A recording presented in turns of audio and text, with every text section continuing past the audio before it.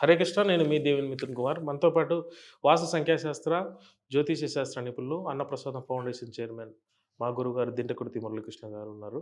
గురుగారు నమస్కారం అండి. నమస్తే నాన్న. హరి ఓం శివం. బాగున్నారా గురుగారు? సూపర్. గురుగారు, ధనం మూలం, దాని తర్వాత మీరేమంటారు?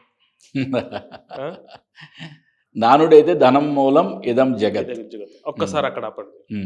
ధనం మూలం ఇదం జగత్. మీరు నానుడి ప్రకారం చెప్పారు కదా, నేను కూడా అంటున్నా ధనం మూలం ఇదం జగత్. ధనం మూలం ఇదం జగత్ అయినప్పుడు ఇక్కడ నుంచి మనం గాంధీ హాస్పిటల్కి వెళ్దాం, లేదంటారు నిమ్స్ హాస్పిటల్కి వెళ్దాం. చిట్ట చివరి ప్రాణాలతో ఉన్నటువంటి ఐసీయూలో ఉన్నటువంటి పేషెంట్లు ఉంటారు. అవును.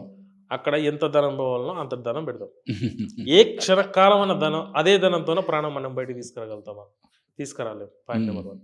అయితే ఇక్కడ మానవాళిలో ఉన్నటువంటి ఈ విషయం ఏంటంటే, ఈ భౌతికమైనటువంటి మానవాళి సంబంధాలు డబ్బు ఉన్నవాడితోనే మాత్రమే ఫ్రెండ్షిప్ చేస్తున్నారు, డబ్బు లేని వాడితోనే ఫ్రెండ్షిప్ చేయట్లేదు. సో నేను ఇప్పుడు ఏమని చెప్పదలుచుకున్నా సార్ అంటే, పేదోడితోనే ఫ్రెండ్షిప్ చేస్తున్నాడు, ధనికుడు ధనికుడితోనే ఫ్రెండ్షిప్ చేస్తున్నాడు. ధనమూలం ఇదం జగత్ అని ఒక కొత్త నాండు సృష్టించారో లేకపోతే గతంలో నుంచి తెలియదు మాకు. సో దీనివల్ల ఏమవుతుందంటే, పబ్లిక్లో మానవ సంబంధాలు దెబ్బతింటున్నాయి. ఇది కలి ప్రభావితం చేత జరుగుతుందా, లేకపోతే మానవుల మనుగడకు రాబోయే కాలంలో మానవ సంబంధాలకు ముప్పుగా మారనుందంటే మీరేమంటారు? కలి ప్రభావం నాన్న. కలి ప్రభావం ఇలాగే ఉంటుంది అని చాలా క్లియర్గా కలిపురుషుడు చెప్పాడు. ఓకే. ధనం మూలం ఇదం జగత్. ఓకే. బంధాలకి ఎటువంటి ప్రాముఖ్యత ఇవ్వను అని చాలా క్లియర్గా చెప్పాడు. ఓకే. అయినా ఇంకా దారుణంగా అంటే చెప్పాలంటే, కలిపురుషుని యొక్క పుట్టుకలో చాలా 2 విపరీతమైన ధోరణులు. 2. ఒకటి, ఆయన పుట్టుకలో చాలా చెప్పాం కదా, చాలా అసహ్యంగా వికటహాసంగా నవ్వుతూ పుట్టాడంట పిల్లవాడే, కలిపురుషుడే. ఒక చేత్తో 4 పట్టుకున్నాడు, ఒక చేత్తో అంగాన్ని పట్టుకున్నాడు. అంటే ఏంటి?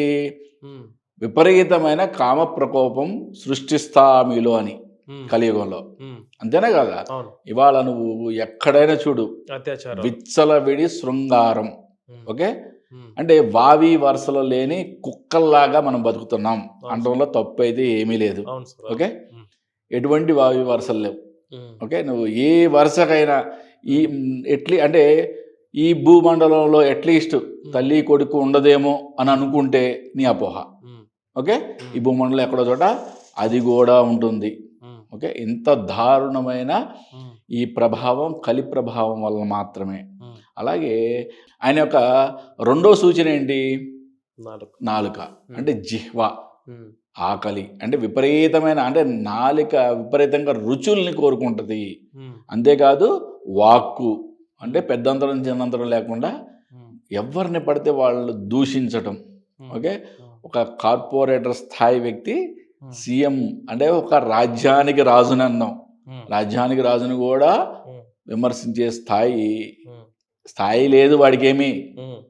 అంటే కలి ప్రభావం వలన ఇటువంటి వాడు కూడా అన్న మహానుభావుల్ని, ఓకే, కలియుగంలో మహానుభావులు అంటే కాదు నీ పేరు. అంటే సీఎం అంటే రాజబ్బా అంతే. సీఎం అంటే మనకి రాజు. ఆయన మన పార్టీనా, మన పార్టీ కాదా, మన ఇష్టం కాదు. రాజు యొక్క ఆర్డర్స్ మనం శిరసావహించాల్సిందే.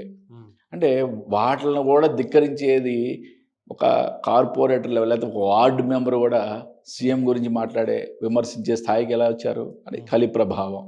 అలాగే కలి ఈ ధనంతో విపరీతంగా మోహాన్ని సృష్టిస్తాను అని చెప్పాడు చాలా క్లియర్గా. ఓకే. మరి కలియుగంలో ధనం వద్దు అంటే ఎవరైనా నమ్ముతారా? ఎవరైనా వింటారా? ఓకే. ఒక్కటి చెప్తే చాలా క్లియర్గా, పిచ్చగా డబ్బు సంపాదించేయండి, పిచ్చగా డబ్బు సంపాదించేసేయండి. కానీ మీ యొక్క దృష్టి మాత్రం భగవంతుని పాదాల మీద పెట్టండి. ఓకే. ఎందుకంటే మీరు ఈ ఉరుకుల పరుగుల ప్రపంచంలో మీరు ఒక టార్గెట్ని పెట్టుకోవాలి, టార్గెట్ని రీచ్ అవ్వాలి. మీ గొప్పతనం ఏంటో 10 మందికి తెలియజేసుకోవాలి. అది ఓన్లీ కొలమానం ఏంటి? డబ్బు మాత్రమే. ఓకే. ఇంక ఏది కొలమానం కాదు. నువ్వు డబ్బు లేకుండా నేను అది చేశాను ఇది చేశానన్నా ఎవడు పట్టించుకోడు. కాబట్టి డబ్బు సంపాదించండి, కానీ మీ యొక్క దృష్టి మాత్రం ధర్మం వైపు, జ్ఞానం వైపు, భగవంతుడి వైపు మాత్రమే ఉంచండి. అప్పుడు మాత్రమే మీరు ఈ కలి ప్రభావం నుంచి తప్పుకునే స్థితి మీకు కలుగుతుంది. సార్ మీరు ఒక ప్రశ్న, కలి ప్రభావం చేత మన ధర్మం వైపు ఉండాలి, దేవుడి పాదాల మీద మన దృష్టి మాత్రం ఉంచాలని అంటున్నారు కదా. ఎస్. సో అంతకంటే ముందు కనీసం మానవ సంబంధాలే దూరంగా ఉన్నారు. ఈరోజు చెప్పాలంటే మాకు సంబంధించిన మా రక్త సంబంధీకులే, పేరు చెప్పని ప్రస్తుతానికి, ఏదో రూపకంగా డబ్బు సంపాదించి మమ్మల్ని దూరం పెడుతున్నారు. అంటే వాళ్ళకి డబ్బే శాశ్వతం అన్నట్టుగా అయిపోయింది. సో అసలు మీరు అన్నట్టుగా జ్ఞానం వైపు భగవంతుని ప్రాధాక్రాంతమైనటువంటి వ్యక్తులకు అసలు డబ్బు మీద వ్యామోహం ఉండదండి. కానీ ఇక్కడ మానవ సంబంధాలకు దూరం పెడుతున్నారు కదా, కనీసం వాళ్ళకి మీరు ఇచ్చే సలహా ఏంటి అసలు? 100% ఇక్కడ కలియుగంలో మానవ సంబంధాలే ఇంపార్టెంట్, గుర్తుపెట్టుకోండి. ఓకే, మానవ సంబంధాలు లేకపోతే ఓకే నీ దగ్గర ఎంత డబ్బున్నా అది బూడిదలో పోసిన పన్నీరే. మానవ సంబంధాలు లేకపోతే నువ్వు చనిపోయిన తర్వాత నిన్ను తీసుకెళ్ళి కాల్చేవాడు కూడా లేడు. నీ దగ్గర డబ్బు ఉంటే గొప్పేం కాదు. ఓకే, అట్లీస్ట్ నిన్ను తీసుకెళ్ళి కాల్చేవాడు కూడా ఉండడు. ఓకే, కాబట్టి మానవ కలియుగంలో డబ్బు ఎంత ఇంపార్టెంటో దానికన్నా 100 ఇంపార్టెంట్ మానవ సంబంధాలు. ఓకే, ఇవాళ ఏదో అన్నదమ్ముల్లోనో అక్క చెల్లెల్లోనో లేకపోతే ఏదో చిన్న చిన్న పొరపచ్చాలు వచ్చినాయని చెప్పి అంటే చిన్న చిన్న వాటికే బంధాలను తెంచుకొని చాలా దూరం దూరం జరిగిపోతున్నారు. ఓకే, అలా చేయబాకండి.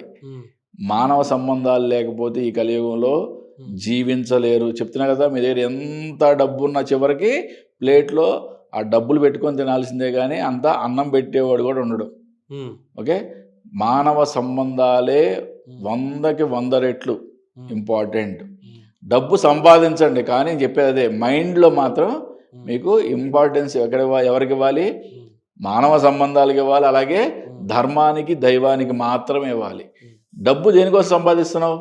ప్రపంచం కోసం సంపాదిస్తున్నావు, లేదా నువ్వు నీ యొక్క శక్తిని చూపించడం కోసం సంపాదిస్తున్నావు. ఓకే, తప్పేమి లేదు. కలియుగంలో అటువంటి ఉరుకులు పరుగుల జీవితంలో నువ్వు కూడా పోటీ పడాల్సిందే. నువ్వేంటో నువ్వు నిరూపించుకోవాల్సింది తప్పదు. కానీ నీ యొక్క మైండ్లో మాత్రం చాలా క్లియర్గా మానవ సంబంధాలకి మాత్రం ప్రాధాన్యత ఇవ్వు, ధర్మానికి దైవానికి మాత్రం ప్రాధాన్యత ఇవ్వు. సార్, ఇంకోటి మీరు ఇప్పుడు అన్నారు కదా, కలి ప్రభావితం చేత వీళ్ళందరూ ఎట్లా తయారవుతున్నారని. కలి ప్రభావం లేని గురువులు ఉన్నారా ప్రస్తుతం? కలి ప్రభావం మానవుల మీద ఉండకూడదు అంటే మనం ఏం చేయాలి? ఒకటి. రెండోది, పీఠాధిపతుల మీద కూడా కలి ప్రభావం ఎంత స్థాయిలో ఉంటుంది? వాళ్ళు ఆ కలి ప్రభావితం నుంచి బయటపడాలంటే వాళ్ళు ఎట్లా రెక్టిఫై చేసుకుంటారు? వాళ్ళ దగ్గరకు వచ్చినటువంటి శిష్యులు కానీ భక్తులు కానీ వాళ్ళకి ఎలాంటి సలహాలు సూచనలు ఇస్తే వాళ్ళు కలి ప్రభావితం నుంచి బయటపడే అవకాశం? ఒకటి నాన్న, ఎప్పుడు అంటే పీఠాధిపతులు అన్నావో వాళ్ళు దండం పట్టుకుని సన్యాసులే కదా. సన్యాసి అంటే ఏంటి? సన్యాసించుట అంటే ఏంటి? అన్నిటిని వదిలేయటమే కదా. అన్నిటినీ వదిలేసిన వాళ్ళకి డబ్బుతో పని ఏముంది? ఓకే, కానీ నువ్వు ఎక్కడ ఏ పీఠానికి వెళ్ళినా డబ్బుకు సంబంధం లేకుండా ఏదన్నా వ్యవహారం జరుగుద్దా? ఎక్కడ జరగదు. పోనీ నీకు ఎక్కడన్నా కనిపిస్తే ఆ గురువుని వదలబాక. ఓకే, అటువంటి గురువు నీకు కనిపిస్తే ఆ గురువుని వదలబాక. నాకైతే ఇంతవరకు అటువంటి గురువులు ఎవరో కనిపించలేదు. ఓకే, రెండోది, కలి ప్రభావం లేని గురువులు ఎవరైనా ఉన్నారా అని మనం ఎలా చెప్పగలం? ఒక వ్యక్తి గురించి మనం ఎప్పుడు కూడా జడ్జి చేయలేం. ఏ వ్యక్తి గురించి అయినా సరే మన గురించి జడ్జి చేసేది మనమే. గుర్తుపెట్టుకో, మనమేంటో మనకే తెలుసు. మన గురించి జడ్జిమెంట్ చేసేది మనమే, ఎవరో జడ్జి చేయలేరు. అంటే కలి ప్రభావం నా మీద ఉందా, నీ మీద ఉందా, లేదా 10 మంది మీద ఉందా, లేదా ఇంకెవరి మీద ఉందా అనేది మనం చెప్పలేం. కానీ నా మీద ఉందా లేదా మాత్రం నేను చెప్పగలుగుతా. ఓకే, కలి ప్రభావం ఉందా లేదా, కలి ప్రభావం నుంచి ఎలా తప్పించుకోవాలి చాలా క్లియర్గా భగవంతుడు కలిపురుషుడే చెప్పాడు. కలిపురుషుడు ఆయన ఉద్భవంలో చాలా క్లియర్గా చెప్పాడు. నువ్వు ఎక్కడ ఉండవు నాయన అని అడిగారు. నువ్వు ఎక్కడ ఉంటావు అంటే చెప్పేశాడు క్లియర్గా. సప్తవ్యసనాలు ఉన్న చోట ఉంటా, ముఖ్యంగా మద్యపానాల దగ్గర, జోదం దగ్గర. ఓకే, ఎక్కడైతే మాంసం కటింగ్ అంటే కబేళాలు అక్కడ ఉంటాను. ఇవన్నీ అన్ని ఇట్లా ఈ సప్తవ్యసనాల దగ్గర నేను ఉంటాను. మరి ఎక్కడ ఉండవు? ఆయన అడిగారు, ఎక్కడ ఉండవు నువ్వు? హరినామ సంకీర్తన. భగవన్నామ సంకీర్తన, ఎక్కడైతే భగవన్నామ స్మరణ జరుగుతుందో అక్కడ నేను ఉండను.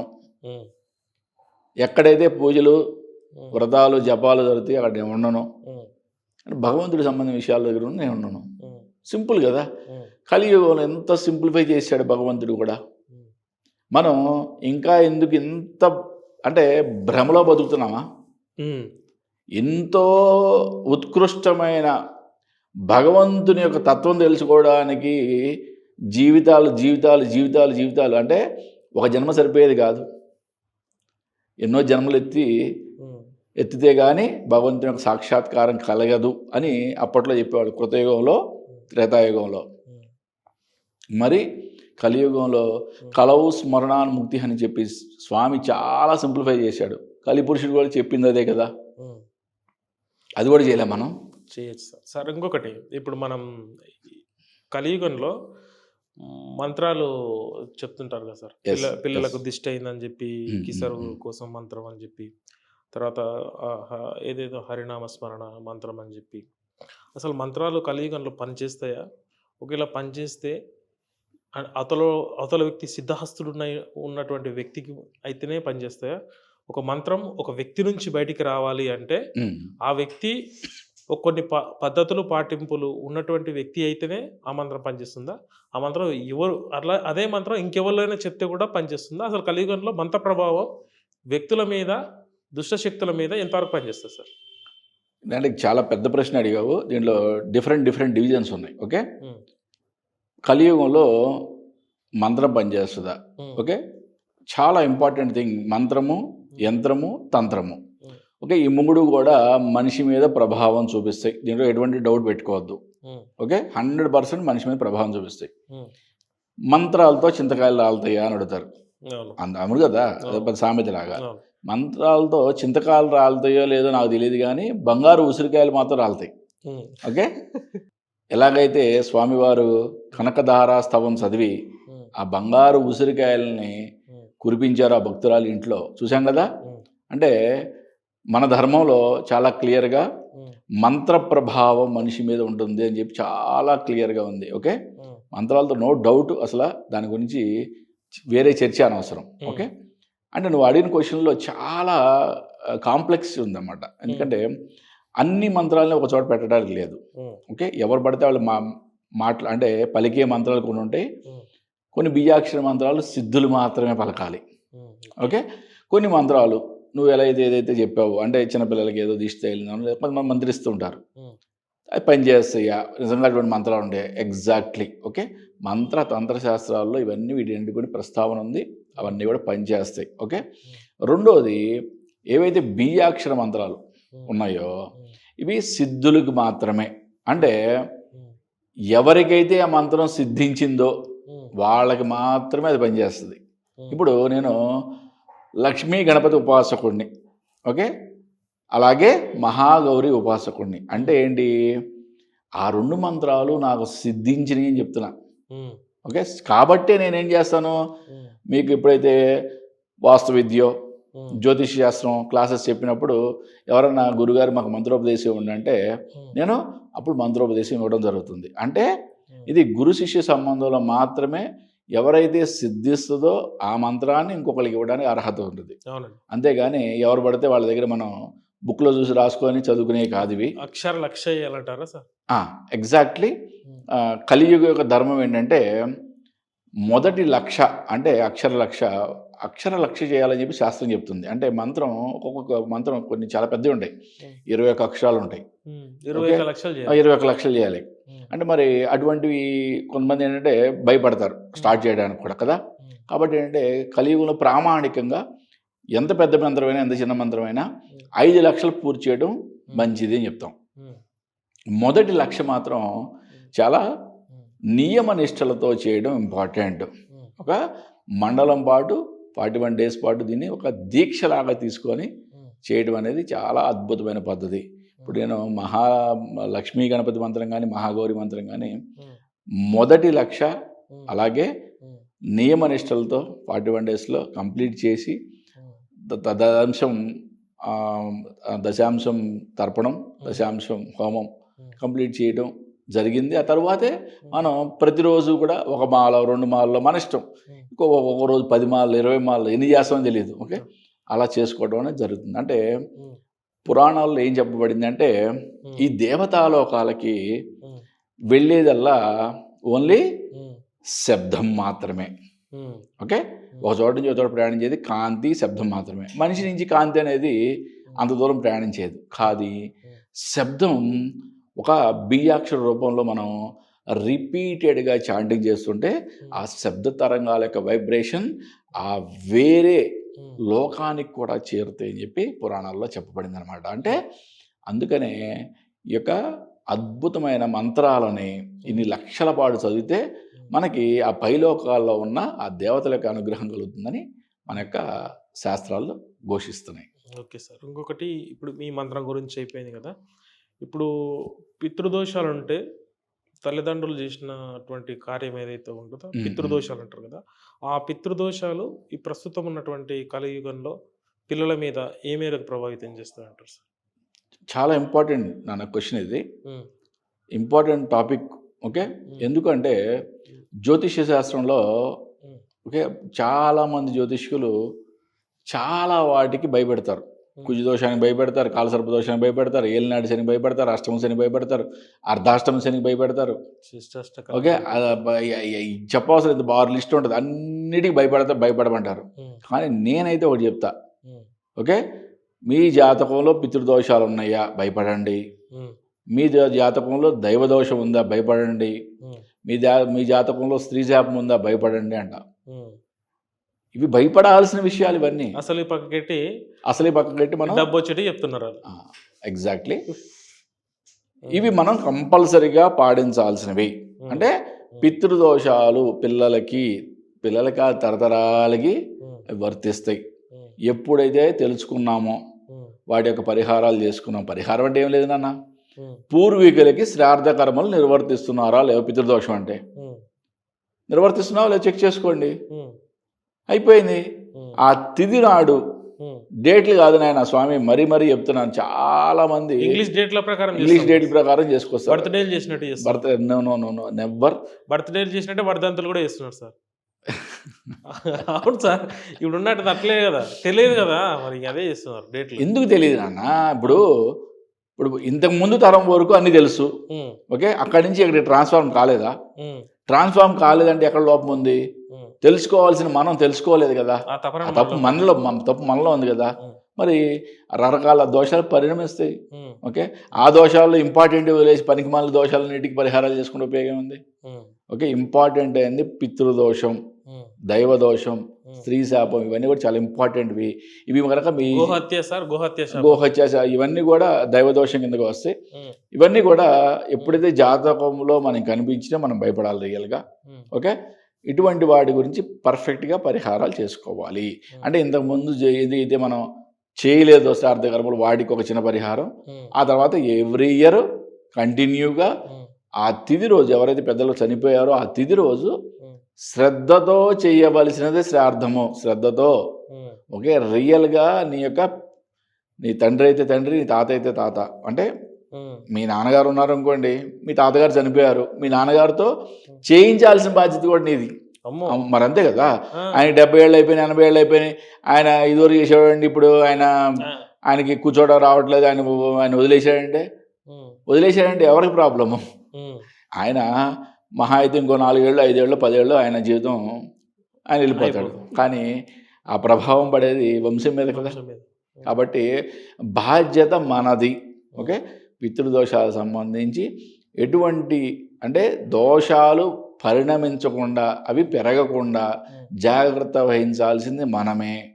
ఓకే, మన యొక్క పూర్వీకుల యొక్క తిథులు, చనిపోయిన తిథులు తెలుసుకోవడం, వారికి ఆ తిథుల నాడు శ్రాద్ధ కర్మలు నిర్వర్తించడం వల్ల ఈ దోషాలన్నీ మొత్తం కూడా కంప్లీట్గా నలిఫై అయిపోతాయి. సార్, దీని కంటిన్యూషన్ ఇంకో ప్రశ్న.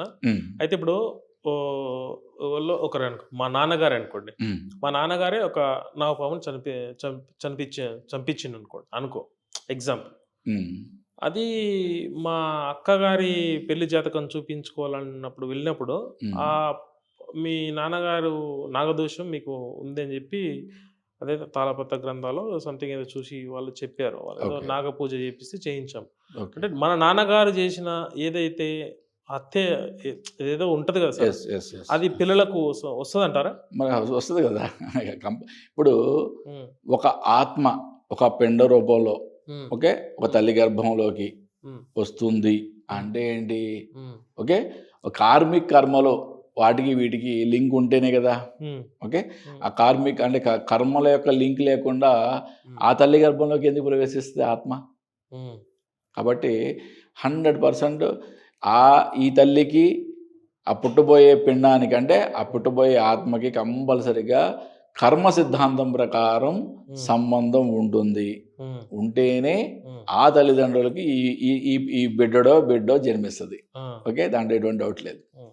సార్ ఇప్పుడు చాలా మంది పరిహారాలు చెప్తుంటారు కదా సార్. ఆ, మీకు కుజదోషం ఉంది, శ్రీకాళహస్తికి వెళ్ళండి. ఉమ్. నాగబంధ దోషం ఉంది, రాహుకేతు పూజకి ఇట్లాంటికి శ్రీకాళహస్తి చెప్తారు. అదే కాలసర్ప దోషానికి కాలసర్ప దోషం ఉంది చెప్తుంటారు. సో నేను ఏమంటాను సార్ అంటే, వాస్తుకు కానీ జ్యోతిష్యానికి కానీ మనం ఏదో పూజ చేస్తే మన తలరాత మార్చుకునేటువంటి శక్తి ఉన్నప్పుడు వాస్తు జ్యోతిష్యాన్ని ఎందుకు నమ్మాలి? వాస్తు జ్యోతిష్యాలు మన ఒకవేళ ఇబ్బంది పెడితే ఒక పూజ ద్వారా రెక్టిఫై చేసుకోగలమా? అంటే మీరు దీనికి సూటిగా సమాధానం చెప్పాలి. మీరు లేట్గా లెంత్ చెప్పకూడదు. ఓకే నేను కూడా చాలా సూటిగా సమాధానం చెప్పే ప్రయత్నం చేస్తాను. ఓకే నీ కర్మ ఫలితం నువ్వు అనుభవించాల్సిందే. ఓకే గుర్తుపెట్టుకో. అంటే ఏంటి? నేనేదో చేస్తే పరిహారం చేస్తే ఏదో అయిపోద్దా అంటే నో.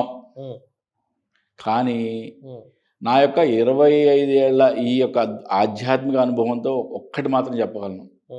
ఏ శాస్త్రము అంటే అది జ్యోతిష్యం అవనండి, వాస్తు అవనండి, న్యూమరాలజీ అవనండి, ఇంకేదైనా శాస్త్రం అవనండి, ఇంకా నువ్వు 100 రకాల శాస్త్రాలు తెచ్చుకో, అంటే ఏ శాస్త్రము పనిచేయని స్థితికి మానవుడు వెళ్ళగలడు. ఎప్పుడు వెళ్ళగలడు? If you have faith in you, if you have faith in God, everything will come to your feet. అంటే నీ మీద నీకు నమ్మకం ఉందా?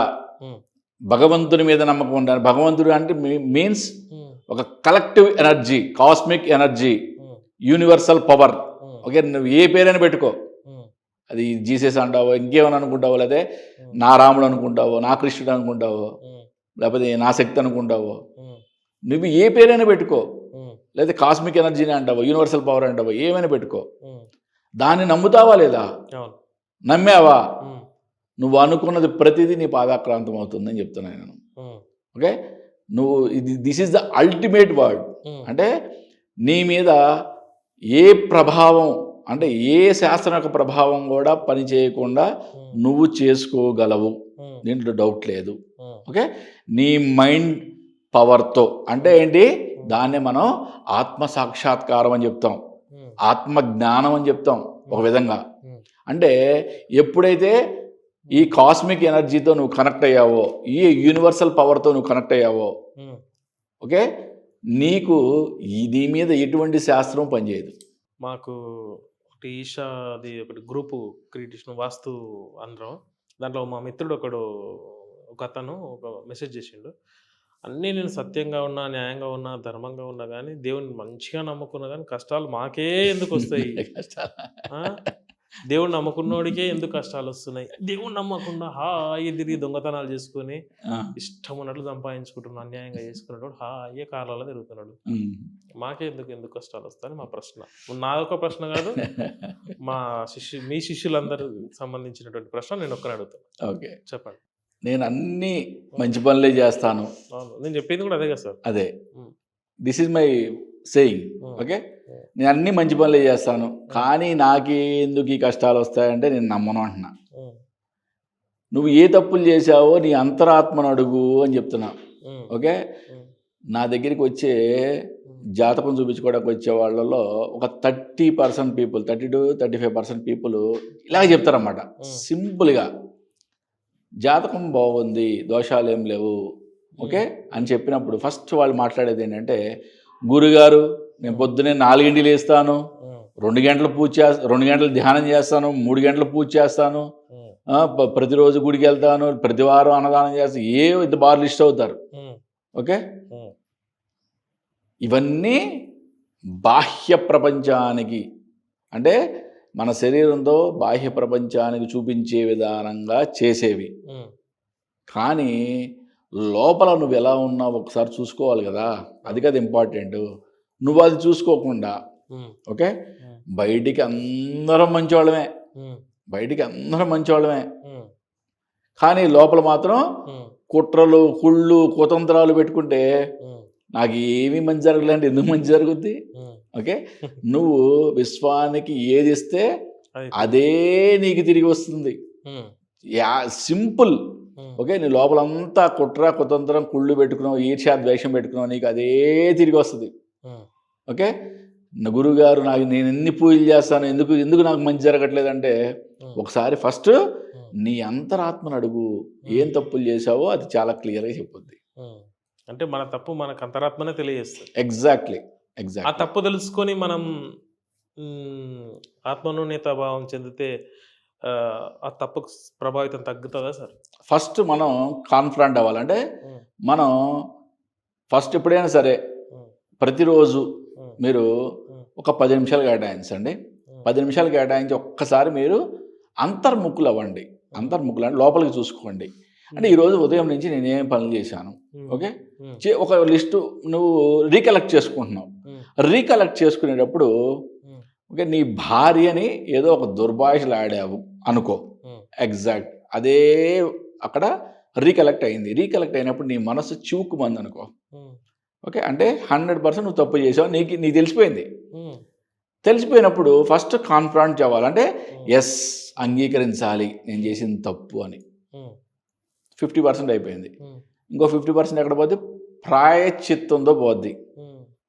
అంటే చేసిన తప్పు తెలుసుకొని దాని గురించి చింతిస్తేనే ప్రాయశ్చిత్తం చేసుకుంటేనే పోద్ది. 100% కదా. అలా కాకుండా అక్కడ మన ఈగోనో లేకపోతే మన యొక్క గర్వమో దర్పమో మదమో డామినేట్ చేసి నేను చేసిన తప్పు ఎలా అవుద్ది, తను ఆ మాట అంది కాబట్టే నేను ఇలా అన్నాను అని రీజనింగ్ తీస్తుంది మనస్సు. ఆ రీజనింగ్తో నేనే కరెక్ట్ అనుకుంటావు నువ్వు. ఓకే మనసు చివుకుమన్నా కానీ నీ యొక్క గర్వం ఏం చేస్తే డామినేట్ చేస్తుంది మళ్ళీ. అంటే ఫస్ట్ నువ్వు నీ యొక్క తప్పును తెలుసుకోవట్లేదు కదా నువ్వు. అప్పుడేమవుతుంది, నువ్వు వెనక్కే పడిపోతావు. ఎప్పుడైతే నీ యొక్క తప్పును తెలుసుకున్నావో దాన్ని ఫస్ట్ అంగీకరించావో 50% you are safe. Safe means నీ మనసు తేలికైపోద్ది ఫస్ట్. ఓకే ఇంకో 50% నువ్వు ప్రాయశ్చిత్తం చేసుకుంటే, కలియుగంలో ప్రాయశ్చిత్తానికి మించిన శిక్ష ఇంకొకటి లేదు. కలియుగ ధర్మం అది. ఓకే ప్రాయశ్చిత్తం చేసావా, నీ మనసులో నువ్వు దాని గురించి ఎంతో ఆందోళన చెందావా, ఎవరినో ఏదో అన్నావు, లేకపోతే ఎవరి దగ్గర ఏదో ఒక తప్పు చేసావు, దాని గురించి నీ మనస్సుతోనే నువ్వు ప్రాయశ్చిత్తం చేసుకున్నావా, నీకు శిక్ష పడినట్టే లెక్క. సార్ ఇంకొకటి విషయం, ఇప్పుడు న్యూమరాలజీ గురించి ఇంతకుముందు మాట్లాడాం కదా ఎపిసోడ్లో. అయితే ఆ న్యూమరాలజీలో కొంతమంది లక్షలు పెట్టి మొబైల్ నెంబర్లు తీసుకుంటున్నారు, వెహికల్ నెంబర్లు తీసుకుంటున్నారు, అకౌంట్ నెంబర్లు అదే ఇంతకుముందు మాట్లాడుకున్నట్టు అకౌంట్ నెంబర్స్ కూడా కొంచెం మార్చుకుంటున్నారు. సో నేనేమంటున్నాను సార్ అంటే ఇట్లా మార్చుకోవడం వల్ల మన జీవితాలు మారుతాయి సార్? నాకు అర్థం కాలేదు. ఇప్పుడు మనం సరే కొంతమంది ప్రారంధ కర్మ అట్లాంటిది ఉంటుంది, అనుభవించేది ఉంటుంది. జస్ట్ ఓన్లీ నెంబర్లు మార్చుకున్నంత మాత్రం లైఫ్ స్టైల్ మారుతుందా అంటే, మీరు ఒక న్యూమరాలజిస్ట్ కాబట్టి మీరు ఈ సమాధానం చెప్తారని అడుగుతున్నాను సార్. న్యూమరాలజిస్ట్గా నేను చెప్పేది ఏంటంటే, ఎప్పుడు కూడా అంటే పుట్టిన పిల్లవాడికి పేరు పెట్టేటప్పుడు న్యూమరాలజీ యొక్క సహాయం తీసుకోండి. కొత్తగా మొబైల్ నెంబర్ తీసుకుంటున్నప్పుడు, కొత్తగా అకౌంట్ ఓపెన్ చేసినప్పుడు న్యూమరాలజీ యొక్క సహాయం తీసుకోండి, తప్పేమీ లేదు. ఓకే అంతేగాని ఇది మీ మొబైల్ నెంబర్లో చివరిలో 9 ఉందా, చివరిలో 8 ఉందా, మీకు యాక్సిడెంట్లు అవుతాయి ఏదో చెప్పారనుకో, దీంట్లో వింత పోకడలు, భయంకరమైన వింత పోకడలు చూస్తున్నాను నేను. అంటే నీ యొక్క పూర్తి మొబైల్ నెంబర్ 10 డిజిట్లు ప్రజెంట్, అంతేనా కదా? ఓకే ఈ 10 డిజిట్ మొబైల్ నెంబర్ చెప్తే ఆ 10 డిజిట్లు కొడితే కదా నీ దగ్గరికి వచ్చేది ఫోను, నీ కాల్ కనెక్ట్ అయ్యేది. దీంట్లో రకరకాల సిద్ధాంతాలు తీసుకొస్తున్నారు మళ్ళీ న్యూమరాలజీలో. అంటే సక్సెస్ పేర్స్ అంట. సక్సెస్ పేర్స్ అంటే టూ డిజిట్స్ కలిపి మంచి మంచి పేర్లు అంటారంట. దీంట్లో 3 సక్సెస్ పేర్లు ఉన్నాయి కాబట్టి ఇది అద్భుతమైన నెంబర్, ఇది ఒక 10,000. మీ కర్మ, ఎవడేం చేయలేడు మిమ్మల్ని. అంటే ఎవడైతే రియల్గా ఈ విధంగా అంటే శాస్త్రాన్ని ఇంకా సూక్ష్మంగా వెళ్తారో వాళ్ళు సంకనాకిపోతారు. చెప్తున్నా, వాస్తులో నేను ఆధునిక శాస్త్రంలో ఎన్నో పద్ధతులు ఉన్నాయి, ఎన్నో సూత్రాలు ఉన్నాయి. అన్నీ పక్క పెట్టండి, 15 సూత్రాలు మీ ప్రాణాల మీదకి వస్తాయి. 15 అన్నా పాటించండి అంటున్నా అట్లీస్ట్. ఓకే, మిగతాని పాటించావని మంచిదే. కొత్తగా ఇల్లు కట్టుకుంటున్నావు అన్నీ పాటించుకో, తప్పేమీ లేదు. కానీ 15 అన్నా పాటించు. ఈ 15 అన్నా నువ్వు ఫాలో అవ్వో చెప్తున్నావు. అలాగే న్యూమరాలజీలో కూడా నువ్వు కొత్తగా నెంబర్ తీసుకుంటున్నావు, పాటించు, తప్పేమీ లేదు. తీసుకున్న నెంబర్కి ఏదో అయిపోద్ది, నీ టూత్పేస్ట్లో ఉప్పు ఉందా కారం ఉందా అన్నట్టు నీ నెంబర్ నీ మొబైల్ నెంబర్లో 5 లేదా 6 లేదా ఇది అయిపోయింది నీ జీవితం అనగానే గోలోమని పరిగెత్తడం, దాని గురించి 10,000 ఖర్చు పెట్టడం. ఇది ఒకటే కాదు, ప్రతిదీ జ్యోతిష్యం కానీ జ్యోతిష్యంలో కూడా ఓకే, ప్రతి దాంట్లో విపరీతం వద్దు. శాస్త్రాన్ని ఎంతవరకు తీసుకోవాలో అంతవరకే తీసుకోండి, ఎక్సెస్ వద్దు. ఓకే, ఎక్సెస్ వద్దు, 7 వరకు ఉన్న వాళ్ళు అంతవరకే, అంతే. సార్ ఇంకోటి లక్కీ నెంబర్ అంటారు కదా, నీకు 3 లక్కీ. ఎస్ ఇప్పుడు ఇవి కూడా మన ఫ్యాన్సీ నెంబర్స్ అని చెప్పి కార్లకి 4 9లు వస్తే, లేదా 20 లక్షలు పెట్టి కూడా ఆక్షన్ చేస్తారు దాన్ని. ఓకే, అంటే కారు వాల్యూలో ఆల్మోస్ట్ అంటే కొన్ని కార్లకి ఆల్మోస్ట్ కారు రేట్ అంతా కూడా పెట్టుకొని కొనుక్కుంటున్నారు. కానీ ఒకటి అంటే మరి తెలియకుంటున్నారో తెలుసుకుంటున్నారో నాకు తెలియదు, కానీ ఎప్పుడు కూడా ఇక్కడ లక్కీ నెంబర్ న్యూమరాలజీ ప్రకారం, సంఖ్యాశాస్త్ర ప్రకారం లక్కీ నెంబర్ అని చెప్పేది మనం పూర్తి నెంబర్కి. ఇప్పుడు జనరల్గా ఇప్పుడు మనది టీజీ, ఇంతకుముందు టీఎస్ ఉండేది, కేసీఆర్ గారు ఉన్నప్పుడు, ఇప్పుడు రేవంత్ రెడ్డి గారు టీజీ చేశారు కదా, టీజీ. మనది ఇప్పుడు ఇక్కడ 08 అనుకుందాం. Okay, TG 08. అప్పుడు నడిచే సిరీస్ జేఎఫ్ఓ జేహెచ్ఓ ఏదో అనుకుందాం, జేహెచ్. లాస్ట్ డిజిట్స్ 4 9s అనుకుందాం, 9999 అనుకుందాం. ఈ టోటల్ అంటే టీకి ఒక లెటర్, ఆ లెటర్కి ఒక నెంబర్, రిప్రజెంటేటివ్ నెంబర్ ఉంటుంది. ఇట్లా టోటల్ చేసిన తర్వాత వచ్చిన నెంబర్ మనకి లక్కీనా అన్లక్కీనా అనేది చూసుకోవాలి. ఓకే, ఆ విధంగా చెక్ చేయాలి.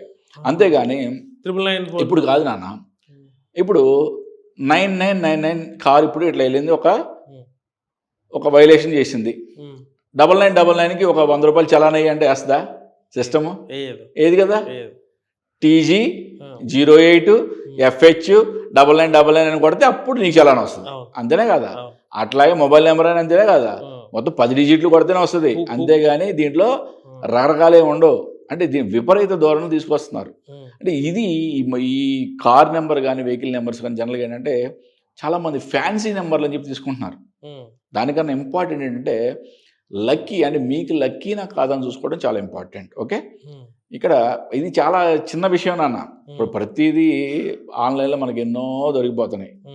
ఇప్పుడు మనం ఇండియాలో మనం ఎక్కువగా ప్రాముఖ్యంగా మనం ఫాలో అయ్యేది చార్లియన్ న్యూమరాలజీ. ఓకే, కీరో మహాశయుడు ప్రతిపాదించిన చార్లియన్ న్యూమరాలజీ. చార్లియన్ న్యూమరాలజీ ప్రకారం టీ లెటర్కి రిప్రజెంటేటివ్ నెంబర్ ఏంటి, జీ లెటర్ రిప్రజెంటేటివ్ నెంబర్ ఏంటి, ఒకసారి చెక్ చేసుకుని టోటల్ చేయండి. టోటల్ చేసింది మీకు ఫేవరబుల్గా ఉందనుకో అద్భుతంగా తీసుకోండి. ఓకే, మీకు అన్లక్కీగా ఉంటే అటువంటివి తీసుకోవద్దు. అంతేగాని 9999 వచ్చింది తీసుకోవడం, 007 వస్తే తీసుకోవడం, 001 వస్తే తీసుకోవడం, 2345 వస్తే తీసుకోవడం, ఇట్లా రకరకాల నెంబర్లు. ఓకే, ఇప్పుడు నా కార్ నెంబర్ ఉంది 5369, నేను కావాలని తీసుకున్నా, కాదనట్లా. కాకపోతే మనం టోటల్ చెక్ చేసిన తర్వాత అది మనకు ఫేవరబుల్గా ఉంది లేదా అని చెక్ చేసుకుని తీసుకోవడం మంచిది. అంతేగాని ఫ్యాన్సీ నెంబర్లు అనేది కలిసి రావడం అంటూ ఉండవు. గురుగారు ఇంకొక విషయం, ఇప్పుడు పెళ్లి సంబంధాలు కుదురుతుంటాయి కదా, కుదిరిన వాటిలో అమ్మాయికి అబ్బాయితో పెళ్లి జరిగేటప్పుడు బలం లేదని చెప్పి పేరు మార్చి పెళ్లి చేస్తారు కదా. ఎగ్జాక్ట్లీ. సో నేను ఏమంటున్నాను సార్ అంటే, ఇప్పుడు ఒక పిల్లికి ఒక పిల్లి ఉంది అనుకోండి, పిల్లిని నక్క అని పిలిచి కుక్క అని పిలిస్తే అదేం పరిగెత్తి రాదు కదా సార్ మన దగ్గరికి. అమ్మాయికి కూడా పేరు మార్చినంత మాత్రాన ఆయన జీవితం మారిపోతుందా సార్? నాకు అర్థం కాదు అసలు. నీ క్వశ్చన్లోనే సమాధానం ఉంది కదా, మళ్ళీ నన్ను ఎందుకు అడుగుతున్నావు? ఇట్లా ఇప్పుడు నేనేమంటున్నా, నాకు ఒక ఉదాహరణ కూడా ఇట్లా వచ్చింది. సో మీరు ఏమని ఇప్పుడు పేరు మార్చి పెళ్లిళ్ళు చేస్తా ఉన్నారు. ఇప్పుడు రోజు పెళ్లిళ్ళల్లో దాదాపు పేరు మార్చి చేసేటి 80% ఉంటాయి, పేరు మార్చకుండా చేసేటి చాలా తక్కువగా ఉంటాయి. సో నేనేమంటున్నా అంటే అట్లాంటిది ఎంతవరకు సక్సెస్ సార్? అది మీరు ఎలా చూస్తారు సార్? అది అంటే నామ నక్షత్రం ప్రకారం ఏంటంటే, ఇప్పుడు ఎప్పుడైతే వధూవర గుణమేళనం అని చెప్పి పాయింట్స్ వస్తారు జనరల్గా. అంటే ఇన్డెప్త్ అనాలిసిస్ చూసేవాళ్ళు ఇన్డెప్త్ అనాలిసిస్ చూస్తారు. ఇన్డెప్త్ అనాలిసిస్ చూడని వాళ్ళు ఏం చేస్తారంటే జనరల్గా పంచాంగం ఓపెన్ చేసి నీ నక్షత్రం ఏంటి, వధువు నక్షత్రం ఏంటి, వరుడు నక్షత్రం ఏంటి చూసి ఎన్ని పాయింట్లు కలిసి చూసుకుంటారు. ఓకే 36కి 18 కన్నా ఎక్కువ కలిసి బాగుంది చేసేస్తారు. తక్కువ కలిసి అనుకో ఇప్పుడు ఏంటి, ఈ అమ్మాయికి పేరు మారుస్తారు, అబ్బాయికి మార్చరు, మళ్ళీ ఎవరికి అబ్బాయికి మార్చారు, అమ్మాయికే మారుస్తారు. సరే అమ్మాయికి పేరు మార్చి చేసేస్తారు. అమ్మాయికి పేరు మారిస్తే ఈ అమ్మాయి జన్మకుండలు ఏమైనా మారిందా? మారదు కదా. ఓకే దానివల్ల ఎటువంటి అంటే అనుకూలతలు ఏర్పడవు. చాలా సింపుల్గా చెప్తున్నా. ఓకే జాతక రీత్యా జ్యోతిష్య శాస్త్ర రీత్యా ఎటువంటి అనుకూలతలు ఏర్పడవు, దాంట్లో ఎటువంటి డౌట్ లేదు. ఎందుకంటే పిలిచేవాళ్ళు ఇన్నాళ్ళు పిలిచేవాళ్ళు ఏది పిలుస్తారు అదే పిలుస్తారు. ఓకే కొత్త పేరు నీకు అత్తారింట్లో కొంతమంది పిలుస్తారు, కొంతమంది పిలవరు. మళ్ళీ దాంట్లో మళ్ళీ ముద్దు పేర్లు ఉంటాయి, మళ్ళీ గుద్దు పేర్లు ఉంటాయి, అన్ని పేర్లు ఉంటాయి. ఇన్ని పేర్లు కలిసినప్పుడు నీకు ఏ శాస్త్రం పని చేయాలో దానికే శాస్త్రానికే మళ్ళీ కన్ఫ్యూజన్ వస్తుంది అన్నమాట. కాబట్టి ఏంటంటే మీ జన్మకుండలు ఎక్కడ మారదు పేరు మార్చడం వలన. మీ జన్మకుండలు అలాగే ఉంటుంది, మీ కర్మ అలాగే ఉంటుంది. ఓకే దానివల్ల పేరు మార్చడం వల్ల ఏదో అయిపోద్దని అనుకోవడం అది పొరపాటు. సరే అదొక సాటిస్ఫాక్షన్ కోసం చేస్తున్నారు, దాని తప్పైతే ఏం లేదు. ఓకే ఒక సాటిస్ఫాక్షన్ కోసం చేస్తున్నారు కాదు. పాటించే వాళ్ళు ఉంటే కనుక జన్మకుండలు సరిపోయి చేసుకుంటే మంచిది. అది నా సలహా. పాటించలేని వాళ్ళు ఇది ఒక సాటిస్ఫాక్షన్ కోసం చేసుకోవడం దానివల్ల ఉపయోగం అయితే లేదని చెప్పాలి సార్. కలియుగంలో ధర్మం గొప్పదా, మనం చేస్తున్న కర్మ గొప్పదా అంటే మీరేం చెప్తారు సార్? సత్కర్మ చేస్తూ ధర్మాన్ని పాటించడం గొప్ప. ఓకే కర్మ గొప్పదా ధర్మం గొప్పదా అంటే నీకు సత్కర్మ చేస్తే ఆటోమేటిక్గా నువ్వు ధర్మాన్ని పాటిస్తున్నట్టే కదా. ఓకే అల్టిమేట్గా ఏదైనా సరే మన సనాతన ధర్మంలో ధర్మమే అంతిమం, ధర్మమే. ఓకే అన్నీ మారుతాయి ప్రపంచంలో. ఇవాళ ఉన్న రూలు రేపు మారచ్చు, అంటే న్యాయం మారచ్చు కానీ ధర్మం మారదు. ధర్మం ఒకటే ఉంటుంది ఎప్పుడు, కాన్స్టెంట్. అది కలియుగంలో ఈ ధర్మం అంటే కలియుగంలో ఇలాగే ఉంటుంది. ఓకే యుగ ధర్మం మారచ్చు, ఓకే కానీ కలియుగ ధర్మం మాత్రం ఈ కలియుగం ఉన్నంత వరకు ఇదే ధర్మం ఉంటుంది. ధర్మం కాన్స్టెంట్. న్యాయం మారచ్చు, ఇంకేదైనా రూల్స్ మారచ్చు, అన్నీ మారచ్చు కానీ ధర్మం మాత్రం ఎప్పటికీ మారదు. ఓకే కాబట్టి ధర్మమే అల్టిమేట్. కానీ మనం చేసే కర్మ సత్కర్మలే అయి ఉంటే ఆటోమేటిక్ మనం ధర్మాన్ని ఫాలో అవుతున్నట్టే. గురుగారు మీరు వాస్తు అనాలసిస్ట్, జ్యోతిష్యం అనాలసిస్ట్, న్యూమరాలజీ అనాలసిస్ట్, తర్వాత లా ఆఫ్ అట్రాక్షన్ అనాలిసిస్, ఈ 4టికి సిద్ధాంతులు మీరు. అవును. దీంట్లో నేను ఇప్పటికిప్పుడు కోటీశ్వరుని కావాలంటే ఏది పాటిస్తే కోటీశ్వరుని అయితే అంటే మీరేం చెప్తారు? ఇప్పటికిప్పుడు కోటీశ్వరుడు కావాలంటే నువ్వు ఏ సిద్ధాంతాన్ని పట్టుకున్నా కూడా ఏ సిద్ధాంతంలో కావు. ఓకే నీ జ్యోతిష్యం ప్రకారం నేను ఏదన్నా పెద్ద దేవాలయం కట్టించినా నువ్వు కోటీశ్వరుడు కాదు, అప్పులో కూరుకుపోతావు. ఓకే న్యూమరాలజీ ప్రకారం నీకు ఒక మంచి కోర్స్ ఇచ్చి నీకు ఒక పేరు మార్చేసేసి దాన్ని రాయి అని కూర్చోబెట్టినా నీకు ఒక శారీరక శ్రమ తప్పితే ఏముండదు. లేకపోతే ఇంకా వాస్తు ప్రకారం నీ ఇల్లు అంటే కోటేసినప్పుడు అవ్వాలి నువ్వు ఆలోచిస్తున్నా నీ ఇల్లు అది మార్చి అంటే మళ్ళీ దీని మీద లక్షలకు వచ్చి పెట్టమంటే కూడా అవ్వదు.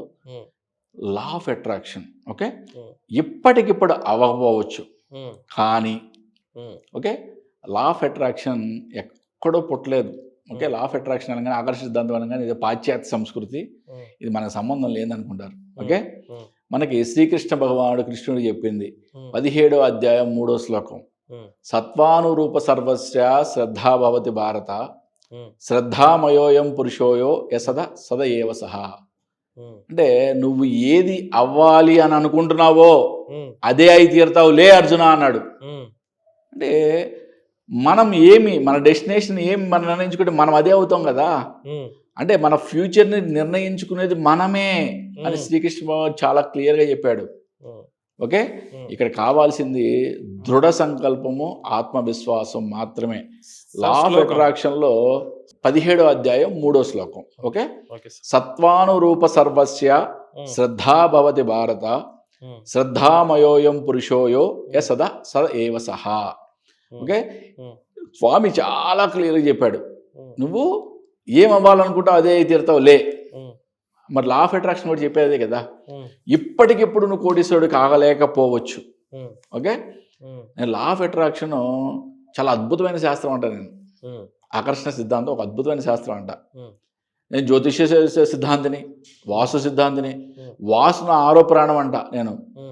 ఓకే, కానీ వాస్తు కన్నా, జ్యోతిష్యానికన్నా, న్యూమరాలజీ కన్నా నేను లా ఆఫ్ అట్రాక్షన్కి ఎందుకు ప్రాముఖ్యత ఇస్తున్నాను చెప్పండి. అంటే మన జీవితాన్ని ఎవరో డిసైడ్ చేయరు కదా. మన జీవితాన్ని మనం మార్చుకునే మన శక్తి మనలో ఉంది, దాగి ఉంది. దాన్ని జాగృతం చేయాలి అని చెప్పే అద్భుతమైన శాస్త్రమే లా ఆఫ్ అట్రాక్షన్. అంటే మనం ఈరోజు ఏ అయితే అఫర్మేషన్స్ అనుకుంటున్నామో అవి 100% ఫ్యూచర్లో, అంటే మీ యొక్క మైండ్ పవర్ని బట్టి అవి 1 నెలలో అవుతాయా, 1 సంవత్సరంలో అవుతాయా, 10 సంవత్సరాలు అవుతాయా, 100% అవే అయితే తీరుతాయి. ఓకే, మనం ఎంత అద్భుతంగా వాటిని మన యొక్క శక్తి, అంటే మనలో ఉన్న శక్తి, ఎంత లోపల ఉన్న శక్తిని, అంటే దాంట్లో రకరకాల స్టెప్స్ ఉంటాయి. దాన్ని విజువలైజేషన్ అని, మన యొక్క సబ్ కాన్షియస్ మైండ్కి మనం ఆ శక్తిని అందించడం, మన యొక్క అఫర్మేషన్ యొక్క శక్తిని అందించడం, ఇవన్నీ కూడా ఉంటాయి అన్నమాట. ఈ 4 శాస్త్రాల్లో బెస్ట్ అంటే ఏదంటారు? ఎగ్జాక్ట్లీ కదా, law of attraction. Okay, law of attraction మిమ్మల్ని ఉద్ధరించుకునేది మీరే. ఒక సిద్ధాంతంతో పని లేదు కదా.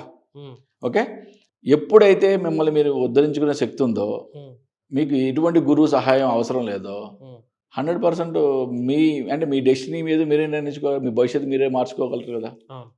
కాబట్టి లా ఆఫ్ అట్రాక్షన్ అనేది ఒక అద్భుతమైన శాస్త్రం. దాన్ని ఫాలో అవ్వండి అని మరీ చెప్తాను నేను. చాలా సంతోషం గురుగారు, మీ అమూల్యమైన సమయాన్ని మాకు కేటాయించి, మా వ్యూయర్స్ కోసం మీ యొక్క సమయాన్ని కేటాయించి విలువైన సమాచారం మాకు కేటాయించినందుకు ధన్యవాదాలు గురుగారు. నమస్కారం. హరే కృష్ణ. నమస్తే నాన్న. హరి ఓం శివ.